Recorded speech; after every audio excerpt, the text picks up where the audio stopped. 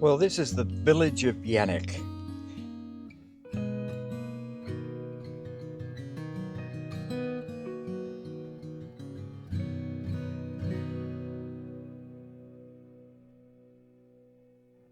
The place on the right is where old Mr. Brown built that many years ago. Augie and Alwyn Kramer in there, and then Ken and Elsie Barris. Next place along was built by Mac Hughes. He sold it to Mr. Ken Spence, and Richard Morford owned it after that. The one on the left-hand side here is the old Uniting Church, or the Methodist Manse. That was bought by Trevor Smith, and John Machos lives in there at present. The next place was shifted here by Gary and Gail Brown. When they sold it, Lionel and Doreen Etherton bought it. And on the right is the Yanac garage, put there by Crittenden and purchased in about 1953 by Ken Barris. Toad Hall, as everyone calls it. Ken and Elsie Barris reared their family in that small hamlet, and that's the old CFA building that is no longer used as a CFA building.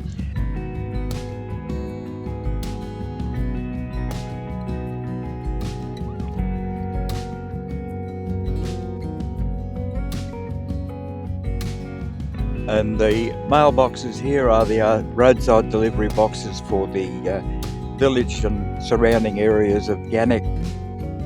On the left-hand side now is the old post office, which has a telephone exchange out the front, showing its age. And then it looks like a second-hand dealer's yard next door with a few bombs.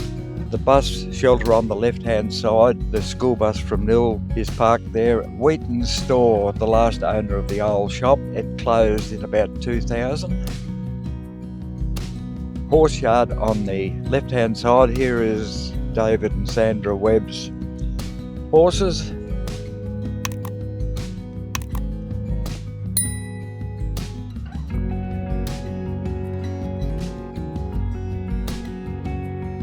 They live in the corner house, which was Jack and Joyce Costello's years ago. Then Donnie and Gwenda Morris reared their family in there, and now David and Sandra Webb have got it.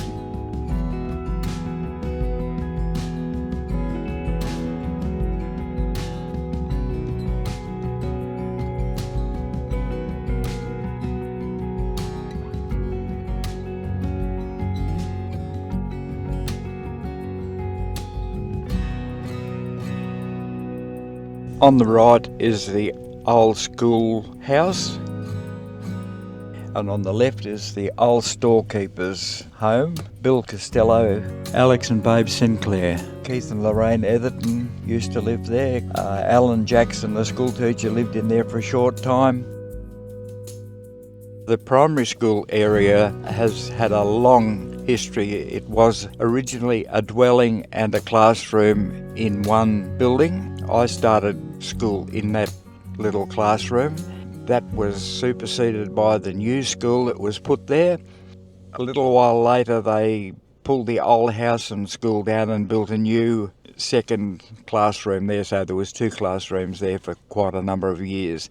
And in the schoolyard a number of years ago they buried a time capsule which has never been recovered. It's still there somewhere.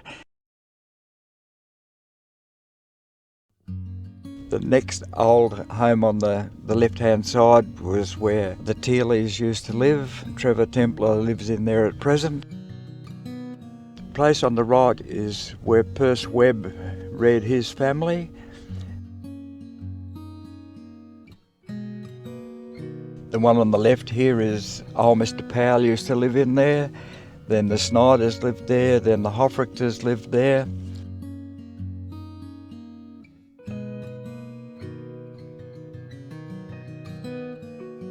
The next one further forward, Frankie Capes built that many years ago, and he sold it, and Cyril and Ella reared their family in there.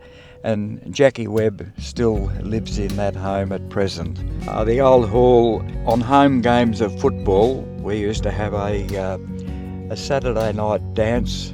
Yeah, we used to have flower shows once a year in the hall to raise funds to maintain it.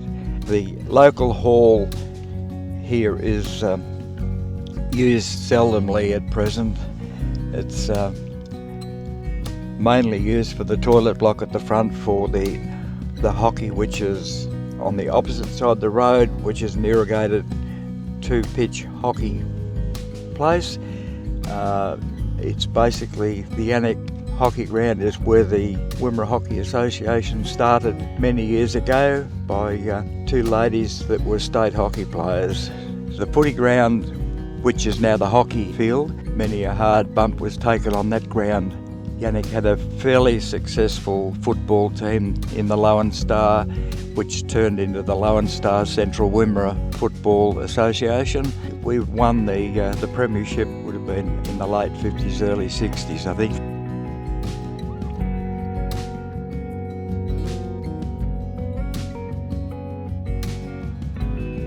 And the new CFA building is towards the railway line. On the left-hand side here is the grain elevators testing station, where the grain is tested prior to delivery to the silos, and the weighbridge directly in front of us, and then the silos with oat shed and such forth.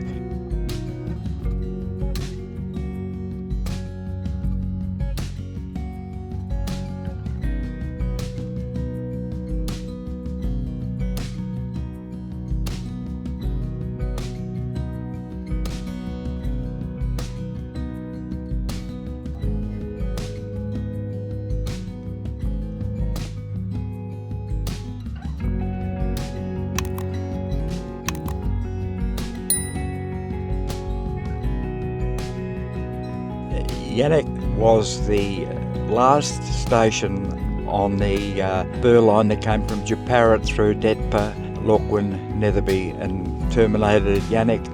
The train used to come through every Tuesday, and there was on the station building which had the accommodation for the train staff, and they would come in, do all their shunting and have everything lined up ready to leave early next morning, and they would sleep here for the night. And there was two railway houses here. There was the head ganger and another worker.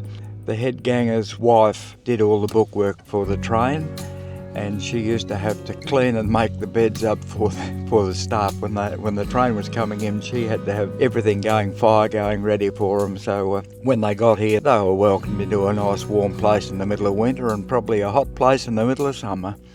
In the harvest time, when the silo filled, if there was a heavy yield crop-wise, the train used to come in with 18 GYs every morning, and we used to have to fill the 18 GYs before they started receiving grain. Because the silo was full, they would drop it by 18 GYs, and then everyone would be on a quota of how much tonnage they had to put in.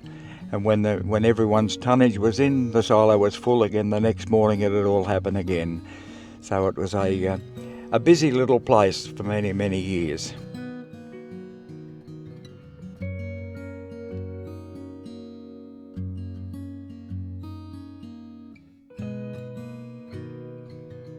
And I hope you enjoy the following pictures of the township.